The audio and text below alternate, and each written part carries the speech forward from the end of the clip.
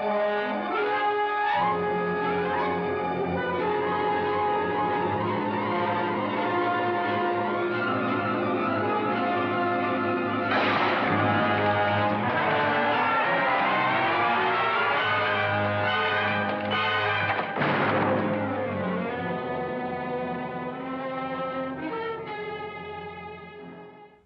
monster fans often have disagreements about our favorite fright films, but there's one point on which nearly all of us agree, that Abbott and Costello Meet Frankenstein is probably the best horror comedy ever made, just as fresh and funny today as when it was new. The timeless comic genius of Bud Abbott and Lou Costello has a lot to do with it, but so does the irresistible presence of our favorite Universal monsters in their final appearance together. Lon Chaney as the Wolfman, Bela Lugosi as Dracula, and Glenn Strange as the Frankenstein monsters somehow managed to retain all the dignity befitting classic horror icons while lending their talents to some of the most hilarious set pieces to ever come out of Hollywood. Want to find out how it all happened? The story starts in 1948 at a little-known tourist attraction in La Mirada, Florida, McDougal's House of Horrors.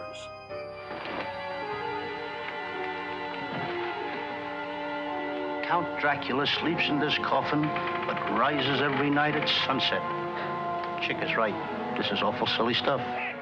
Although Abbott and Costello perfected the horror comedy in a popular series of films in the 1940s and 50s, humor had always been an important part of Universal's classic horror formula.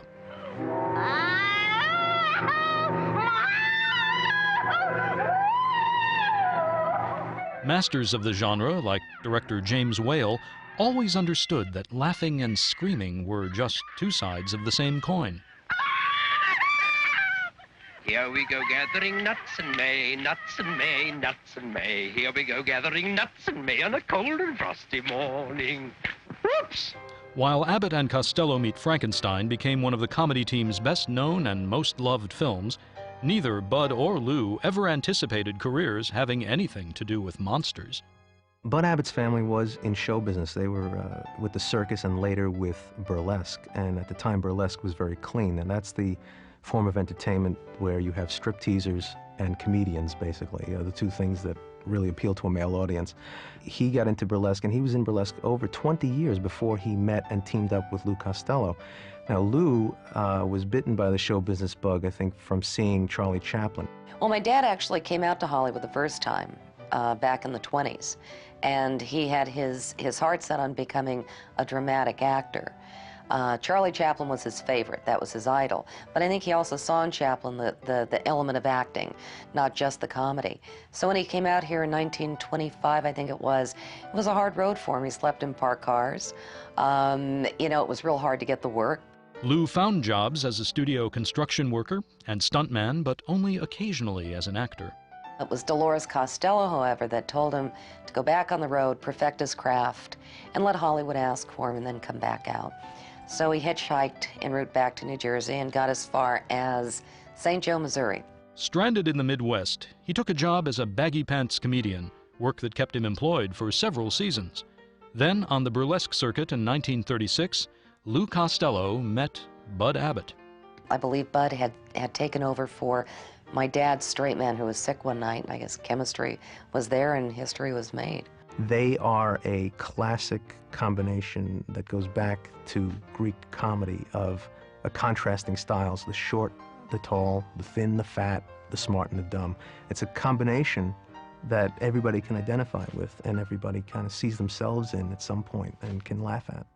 Plenty of people were laughing, and Bud and Lou soon took their famous burlesque routines to the airwaves. When Abbott and Costello moved into radio on the Kate Smith Show, they started running short of these classic burlesque scenes that they knew so well, and they hired a fellow named John Grant, who was probably the best writer-producer in burlesque. One of their most celebrated routines involved a hilarious misunderstanding over the oddly named players of an imaginary baseball team. Second base. I'm not asking you who's on second. Who's on first? That's what I'm trying to find out. Well, don't change the players. I'm not changing nobody. Take it easy. What's the guy's name on first base? What's the guy's name on second base? I'm not asking you who's on second. Who's on first? I don't know. He's on third. We're not talking about him. It was through the radio show and the airing of Who's on First that Hollywood did call for them, and that was Universal. Can't blow a note unless the bass and guitar is playing with him. He makes the company jump when he plays reveille. Among their first pictures at Universal was Buck Privates, one of the most successful wartime comedies ever. 1, 2, 3, 4. Bingo. Quiet. Well, I had it. Never mind that. Let's show around. Let's show around. Why don't you make up your mind? They became quickly the hottest box office in the country that year in 1941, and they made 6 films in 12 months. And in 1942, they were voted the #1 movie stars in the world, and from then on, they were always at the top, in the top 10 list of movie stars, box office stars, and in terms of highest salaried performers in show business as well. They were making probably about $1 million a year, and this is in the war years. The team of Abbott and Costello was Universal's hottest commodity in the early 1940s. But the studio had another lucrative wartime franchise, Monsters. In 1942, while Bud and Lou were shooting on a nearby soundstage, Universal was conducting a strange experiment, pairing 2 of its most popular monsters in one movie. Abbott and Costello took notice, but it wasn't a movie they had in mind. And Abbott and Costello had considered doing a Broadway show with the monsters, with Frankenstein and the Wolfman and Dracula. And this was about 1943 or so. Abbott and Costello were stage-trained comics. They had come out of burlesque, they'd done Broadway, and they really missed performing before a live audience. Unfortunately, they couldn't really spare the time to devote to a Broadway show, and I think that logistically it would be very difficult with the makeup demands and things like that. So that idea was kicking around the lot for a while, and then finally in 1948, the perennial question came up, what do we do next with Abbott and Costello? And their producer, Robert Arthur, said that, why don't we team them up with the monsters? Although the concept was promising, the screenplay had some problems. Well, Lou Costello hated the script. He went into Robert Arthur's office, the producer, and he said, "You're not serious about making this. My daughter could write something better than this." But as far as Universal was concerned, there was gold in them thar chills. And Bud and Lou had already demonstrated their flair for comedy thrillers that really performed at the box office. Yes. Wait a minute now, just a minute here. Hold That Ghost was the first scare comedy that they did, and it was such a big hit also, along with Buck Privates, that they tried to work in scary scenes for Costello in just about every movie, because his scare take was just so great.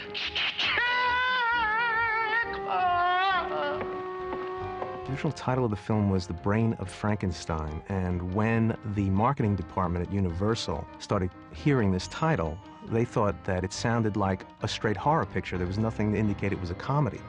So Bill Getz, the head of production, ordered a title test of Abbott and Costello Meet Frankenstein, and that tested great with the public and the marketers because it said something funny and scary at the same time, which is what the film ultimately was. So who would be the monster promised by the title? After playing the creature in 3 Universal films, Boris Karloff put aside the role that had made his career. For the last 2 films, the boots and bolts were worn by an actor with a perfect name for the part, Glenn Strange. Well, Glenn Strange was a great character actor. You've seen him in thousands of westerns. Nobody ever knew his name, but he was always the bad guy because he was a big guy. He was 6'6". And when Jack Pierce was doing some of the work at Universal at that time, and they were going to do House of Frankenstein, and Karloff didn't want to play the monster anymore. It was one of these things that he was doing Glenn, Pierce was doing Glenn, in a pirate picture with Yvonne DiCarlo. He put a big scar on his face, and he kept looking at Glenn, and Glenn kept saying, every day he'd look at me, and he'd keep looking at me. And one day he said, will you stay over tonight? I'll pay you $25 if you stay here. I might get you a good part in the movie. So he put paper up all over the mirrors so Glenn couldn't see what was going on, and worked on him for about an hour. Glenn said he had no idea what he was doing. He said, he did a lot of stuff to my head, I know that. So they took the papers down, he saw himself, and he goes, my God, I'm Boris Karloff. And Jack had always said the craggy face that Glenn had was kind of the face he had always thought about for this monster. Universal was eager to involve Boris Karloff in the Abbott and Costello film, but the original monster had serious reservations. I think Karloff thought that the film was going to make fun of the monster, and he did not want any part in it. Also, he had retired from the role, so for him to come back, I think he was a lot older, and I don't think it would have been as effective. But he did agree to publicize the film, and I think that was part of his deal with Universal in terms of other film commitments. The part of Count Dracula would seem to have been tailor-made for Bela Lugosi, who originated the film role for Universal in 1931. There's this whole perception that Bela Lugosi played nothing in the movies at all other than Dracula. But really, even though he played other vampire characters or vampire-type characters, he only played Dracula twice. And the second time, 17 years later, is Abbott and Costello Meets Frankenstein. But the studio had other casting ideas. Well, one of the ironies about this production is that Ian Keith was considered for the role of Dracula in this film, and back in 1931, he was the first choice of Universal to play Dracula in the original as well. The whole notion that someone other than Lugosi is Dracula in this film is almost inconceivable. And fortunately, of course, saner heads prevailed, and Lugosi, again, after a long fight, just much like 1931, secured the part. The Wolfman was the only Universal monster portrayed by one actor and one actor alone, Lon Chaney. So there was no disagreement over who would play the part this time. But the transformation of Universal Studios into Universal International brought with it many disruptions with the past. Although the studio's head of makeup, Jack Pierce, was undeniably a genius, the combination of his cantankerous personality and the time-consuming nature of his makeup creations didn't sit well with Universal's new management. Despite 20 years of service, Pierce was still a salaried employee without a contract and was abruptly fired. He was replaced by one of his own assistants, Bud Westmore, a pioneer in the use of cost-saving materials like molded foam rubber. They required Westmore to come up with a new way of doing the monsters' makeup to get the production moving on time, because they didn't really have like 6 hours to spare on makeup. Now this is Lon Chaney Jr. as the Wolfman from Abbott and Costello Meet Frankenstein. It's the nose piece, goes down here. This is the forehead piece, and they glued this on, and it was more of a mask this time than the way Pierce did it, because Pierce again did all the build-up stuff, and this was a lot more comfortable for Lon to wear, because the whole rest of this was a mask, actually. It came down over his upper lip, and they streamlined the makeup quite a bit. But here again, this was quite a bit faster to do. It probably took about an hour to put this on, which I'm sure Lon Chaney Jr. was very thrilled about. The Frankenstein monster makeup had always been particularly time-consuming. Westmore streamlined the process considerably. Now this is a very interesting piece. This is one of Glenn's actual headpieces from Abbott and Costello Meet Frankenstein. It's made of foam rubber, and it has incredible detail. Chris Mueller sculpted this, and it's very old. It's from 1948. Nobody knows why it's lasted this long. Glenn had given this to me, and he had it in a closet in a paper sack for years. Maybe that's the secret. Put them in a paper sack, they'll last. I don't know.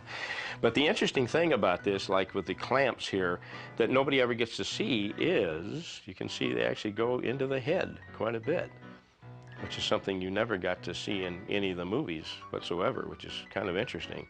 Jack Keevan applied this makeup to Glenn, and this took between an hour and a half to do, where Jack Pierce, when he did it with cotton and collodion and all the ways he did it with the wax and the putty, took maybe 3 to 4 hours to do. Now, one thing that Glenn said was different about this than, say, Pierce's makeup is this being foam rubber and all, underneath here, when he would sweat a lot during the day, his sweat would build up in here. It had nowhere to go, and then when they would finally take this piece off, it would like rain down his face. The water would collect in here. He'd have about a half a cup of water inside of this thing, where the cotton and collodion, of course, that Pierce did, it just absorbed, and it was different. But he really preferred this makeup over Pierce's on account of this was just much, much easier to get in and out of, for one thing, and a lot more comfortable. Now here's a head of Glenn as the Frankenstein monster from Abbott and Costello Meet Frankenstein. This is one that I casted up years ago over at Don Post Studios. This is out of the original mold, and the reason they did a head like this in the film, in the end of the film you see Glenn walking down this pier, and it's on fire. And he ends up crashing and falling through the pier. Well, they didn't want to do an actor doing that, so they made a full-size dummy and had it rigged from over the top on sort of a rig that would move with the dummy and hold the arms up. And they made a head up just like this to put on the dummy. And then they scooted the feet with boards. They had it on 2x4s and to scoot the feet. So you actually saw it walk, and then they had it actually, you saw the actual body fall through into the flames. Two of the favorite things in my collection are these monster boots you see behind me here. It's from Abbott and Costello Meet Frankenstein that Glenn Strange gave me years ago. He wore these boots when he and Bela did this midnight spook show after the film came out. And that's how he ended up with these. And they're great. They look very large and they are big. He was 6'6", a big man. And they're made out of felt. This is a felt material here, and it's actually out of crushed cork inside. So these aren't anywhere near as heavy as they look. They look very heavy, but they're not actually that heavy. There's actually a pair of his shoes inside here, if you could see inside. So it was like slippers, so he could slip them on and they would fit him well. Otherwise, he'd just flop all over the place in there. And then these are actually made of wood, actually, the bottom part of the boot. But they're really, really neat, and they're cool because they're Frankenstein monsters boots. You don't get any cooler than that. The script of Abbott and Costello Meet Frankenstein, written by Frederick Rinaldo, Robert Lees, and John Grant, wasn't exactly a sequel to the earlier Universal films, where the various monster storylines had gotten, shall we say, a little out of hand. This time, the studio didn't even try to explain how the monsters returned. They were back to meet Abbott and Costello, and that was explanation enough. Abbott and Costello are two baggage handlers in La Mirada, Florida, who get these two huge crates addressed to McDougal's House of Horrors. Now, for some reason, the beautiful Sandra Mornay has become Lou Costello's girlfriend. We don't know why. Eventually, we learn that she's become his girlfriend because she has picked out Costello's simple, pliable brain for transplant into the monster, because the monster has become, in Dracula's words, an unmanageable brute. This time the monster must have no will of his own, no fiendish intellect to oppose his master. There, my dear Count, I believe I have exceeded your fondest wishes. The new brain I've chosen for the monster is so simple, so pliable, he will obey you like a trained dog. Good. Now, Lon Chaney Jr., as the Wolfman, is on the trail of the coffin and the remains of Dracula and the monster.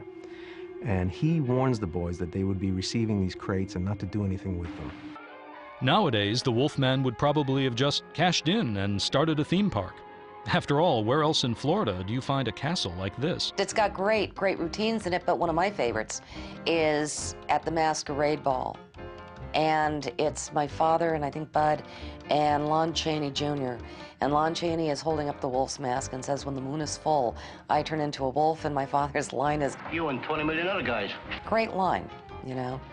The film included several well-established routines, slightly retooled to make room for monsters. Hold That Ghost inspired one of Meet Frankenstein's most memorable bits. The genesis, really, of Hold That Ghost was a bit that Abbott and Costello had called the moving candle gag, where Costello is sitting in front of a table reading a map, and these two candles in front of him either slide back and forth or levitate. And of course, when he calls Abbott in, Abbott never sees this going on. So that became actually a running bit, and in Meet Frankenstein, Costello always sees the monsters and Abbott doesn't. It's kind of the same kind of routine, which worked very effectively in Hold That Ghost. Now, in Meet Frankenstein specifically, they took the moving candle bit and put it on Dracula's coffin. So when the coffin starts to open, the candle slides, and they do the bit again, but in a distinctly different method. There's another scene where Costello mistakes the real Wolfman for Bud in the Wolfman mask. And of course, he pokes him, he pulls his nose and everything. And this was a standard Abbott and Costello bit that they had also done in the Naughty 90s, where Abbott said, I'll put on a bear suit, I'll pretend to be a bear, and you'll wrestle me and impress people or scare people away. And of course, a real bear gets in, and Costello, unbeknownst to him, wrestles with a real bear.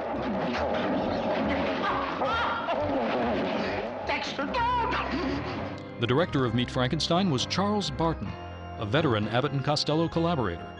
And they got along great, and they were very good friends with Charlie, and they would try things with Charlie that they wouldn't try with some of the other directors. Charlie Barton, to me, was probably one of the best of the Abbott and Costello directors. He knew how to handle them. He was the first one to initiate 3 cameras on them at all times to catch the reactions.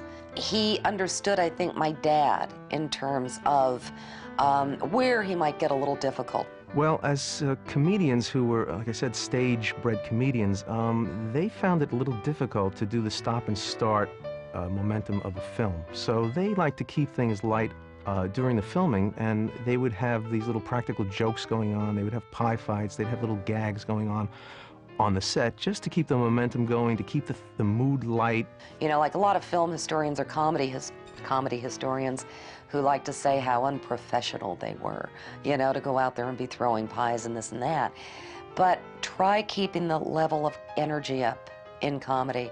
When you're sitting there with a cut, okay, action, cut, action, it was their way of keeping their energy level up. I was a young boy, I think around 10 years old, when Abbott and Costello Meet Frankenstein was made. And I have very vivid memories of being on that set. There was a lot of clowning around between takes. They actually hired people to come kid around. Abbott and Costello were always kidding around.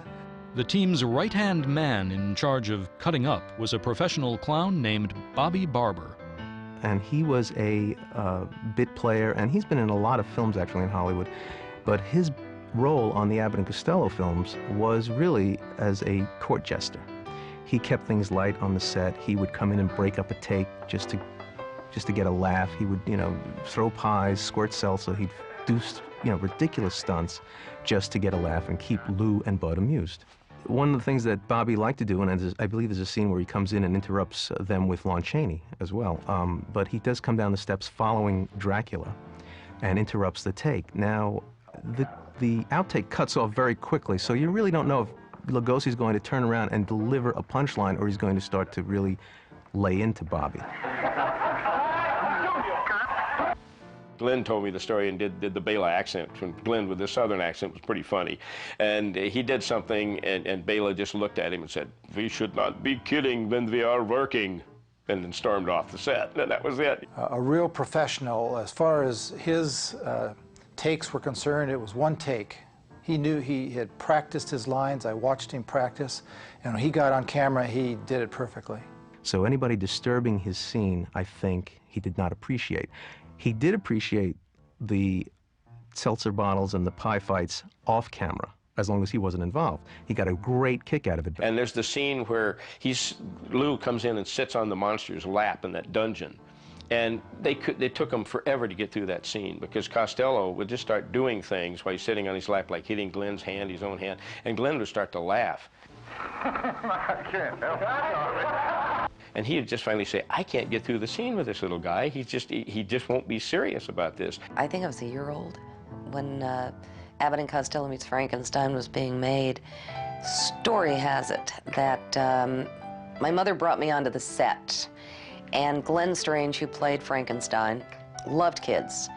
And he saw me, and he moved towards me. I get completely done up with as Frankenstein. And my sister said that you took one look at him and just screamed bloody murder to the point where I guess they had to get me off the set, you know, fast. I mean, that was it. Just broke down.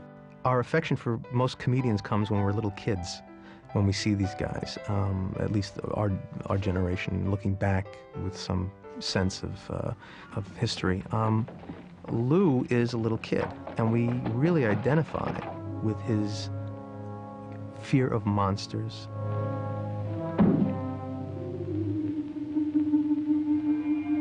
I mean, children as young as 3 have watched Abbott and Costello Meets Frankenstein and have never really been scared to death, but they've laughed a lot. It's when you can incorporate that comedy and the slapstick into something that can be very, very frightening, especially to children.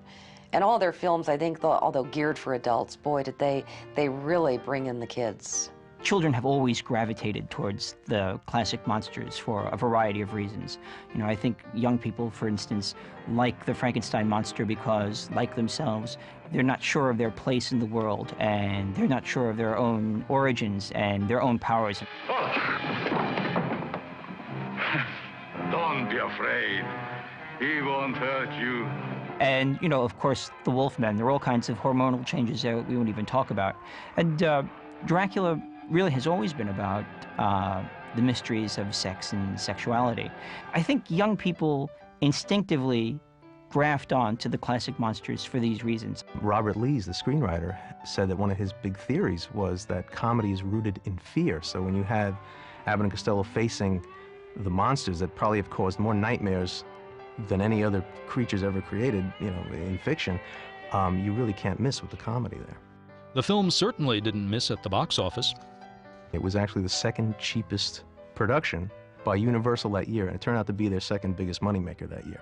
To capitalize on the success, Universal almost immediately cast Bud and Lou in a series of scary Abbott and Costello comedies, beginning with Abbott and Costello Meet the Killer, Boris Karloff. And Boris Karloff was really signed just to really bring the Frankenstein cachet into this film. It's really a detective comedy, basically. It was written originally for Bob Hope and was adapted for Abbott and Costello. And in fact, Karloff's character in the original screenplay was a woman. Maybe you'd like to select your own means of self-destruction. How would you like to die? Foliage. Bud and Lou's next Fright Fest picked up where Abbott and Costello Meet Frankenstein left off. Now that we've seen the last of Dracula, the Wolfman and the monster, there's nobody to frighten us anymore. Oh, that's too bad. I was hoping to get in on the excitement. Who said that? Allow me to introduce myself. I'm the Invisible Man.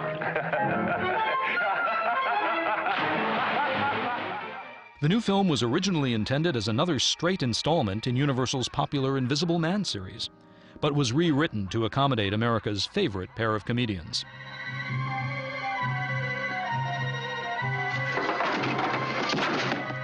They, of course, added the Abbott and Costello routines to it, and it kept evolving. And, of course, the great scene in this is the boxing sequence, which the Invisible Man is the third man in the ring with Lou as the boxer. And Lou's career as a boxer, grows and grows because the Invisible Man's in the ring helping him.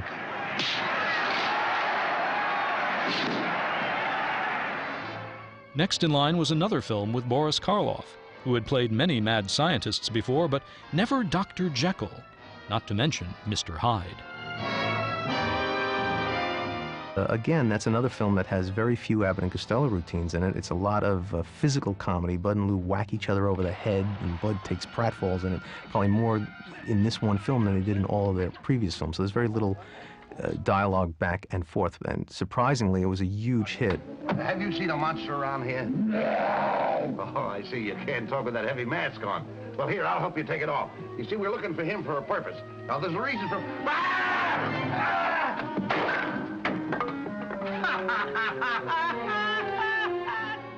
As early as House of Frankenstein, Universal wanted to team up The Mummy with its other classic monsters, but somehow it never worked out. So when it came time for Bud and Lou's final horror comedy, The Mummy had to face them alone. Abbott and Costello Meet the Mummy was their last picture at Universal, actually, and it is really one of their funniest because this one uses a lot of the stock routines, but John Grant did these wonderful, clever switches on the routines and really made them fresh again.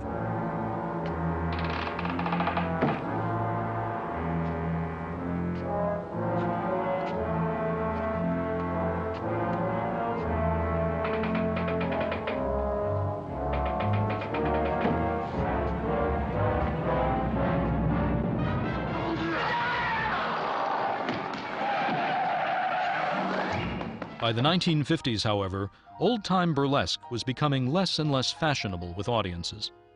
I think my father started to see that the comedy was kind of coming to an end.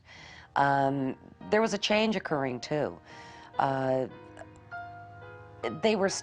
could start to see the trend was going more towards what would eventually be the Lenny Bruce comedy, which would take it into a whole other realm. And my father never felt you had to be dirty to be funny. And that was not the point of their comedy. Abbott and Costello were, very much family men. They weren't out carousing at the nightclubs in Hollywood and things like that. Bud Abbott was married to his wife for 55 years when he died, and Lou Costello was married to his for 25 when he died. They were very decent men. They supported their families, and the kids don't have any mommy dearest stories to tell about these guys. They were really wonderful guys, and everybody who worked with them said the same thing. They were generous, they were fun to work with, and they were good guys. The comedy of Abbott and Costello will never die because of the access we have now to videos, the DVDs. I mean, it's timeless. It's universal long after we're gone. There's going to be probably a small little microchip, and you'll be able to watch it on your wristwatch or something, an Abbott and Costello film. My father loved electronics. He loved technology. If you'd put my father here today, with the DVD players and the video machines and the this and the that, I mean, he would have a field day. But to think of Abbott and Costello meets Frankenstein, it's kind of like you want to go back in time and you want to bring one of those flat little DVD cases and say, Dad, look at Abbott and Costello meets Frankenstein. Can you believe it's right here? You know, that would, I think, freak him out. You say, I have to have one of those. Strangely enough, Abbott and Costello didn't care much for the film that immortalized them, at least in the eyes of monster fans. For many of us post-war monster boomers, Abbott and Costello Meet Frankenstein was our introduction to the world of Universal Studios horror, a habit hard to kick. So, in appreciation of Universal monsters, Abbott and Costello, and that swing band era where they all came together, let's take one last musical look at those boogie-woogie boogeymen.